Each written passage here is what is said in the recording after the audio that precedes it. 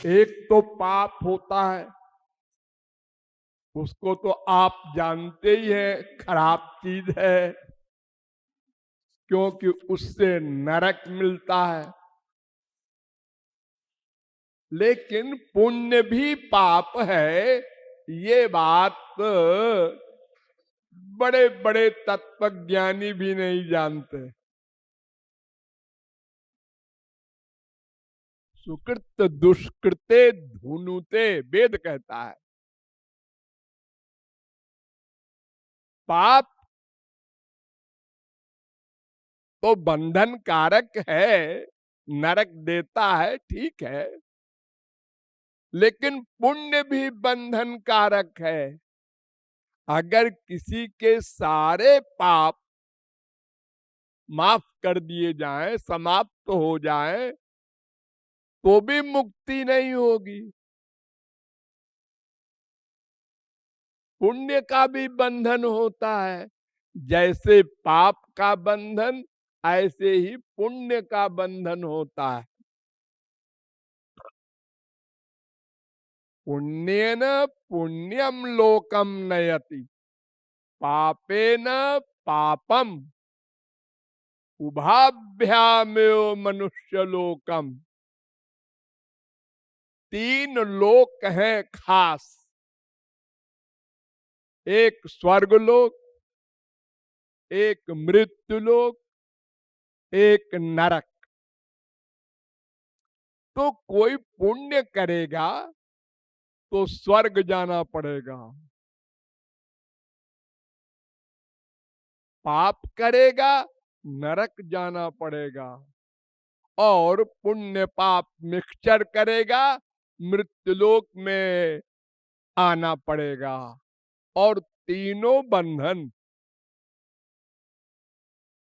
तीनों में माया का आधिपत्य, तीनों में काम क्रोध लोभ मोह मद मात्सर्य का आधिपत्य, तीनों में दुख ही दुख, आनंद का लवलेश भी नहीं।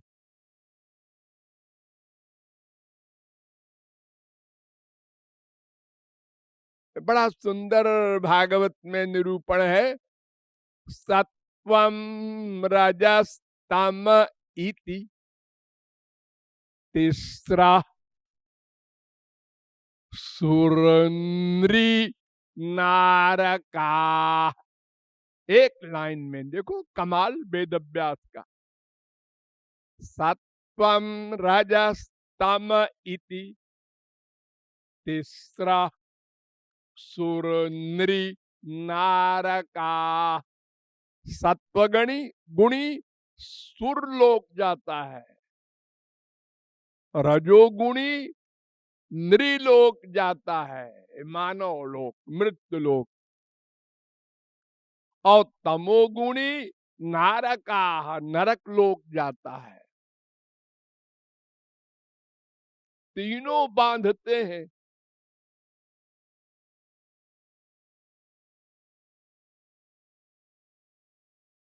सत्वम रजस्तम इति गीता, वो जो पहले मैंने बताया, वो दूसरे स्कंद के 10वें अध्याय का 41वां श्लोक। और गीता में कहा गया सत्वम रजस्तम इति, ये तीन गुण, गुणा प्रकृति संभवा, ये माया के तीनों गुण हैं। तो ये तीनों गुण क्या करते हैं? निबधनन्ति महाबाहो देहे देहिनमव्ययम्। ये तीनों गुण देही को अर्थात जीवात्मा को कर्म बंधन में बांधते हैं, बांधते हैं। अब बांधने में थोड़ा फर्क हो सकता है। हम अगर सभ्यता पूर्वक किसी को बांधे, कम अपराधी हो, तो जरा मुलायमियत से बांधेंगे, खाली हाथ बांध देंगे। और अगर कोई बड़ा जल्लाद है, मर्डर किए है, तो हाथ पैर दोनों बांधेंगे। जेल में भी ऐसे ही होता है। तो सत्वगुणी को स्वर्ग का बंधन होता है। वहां संसारी सुख बहुत है, लेकिन दुख भी है, और वो भी 4 दिन का संसारी सुख है। सत्वगुणी सुख कहते हैं उसको। और नरक वाले को अधिक दुख है, लेकिन सब जगह दुख ही दुख है। बंधन में तो दुख होगा ही। अगर किसी पक्षी को आप सोने के पिंजरे में बंद कर दे, तो भी वो दुखी तो होगा। उड़ नहीं पाता बेचारा, उसका नेचर है आकाश में उड़ना, किलकारी मारकर। तो इस प्रकार पुण्य और पाप, ये दोनों पाप है, इन दोनों से बंधन होता है। इसलिए अपने मन को हरि गुरु में लगाओ, तो इससे क्या होगा? एक तो पाप पुण्य न करोगे, क्योंकि पाप पुण्य भी मन से होता है। ध्यान दो, मन से। अगर मन का अटैचमेंट नहीं है, तो पाप कर्म को पाप नहीं माना जाएगा। करोड़ों मर्डर करें अर्जुन, हनुमान, वो लिखा ही नहीं जाएगा।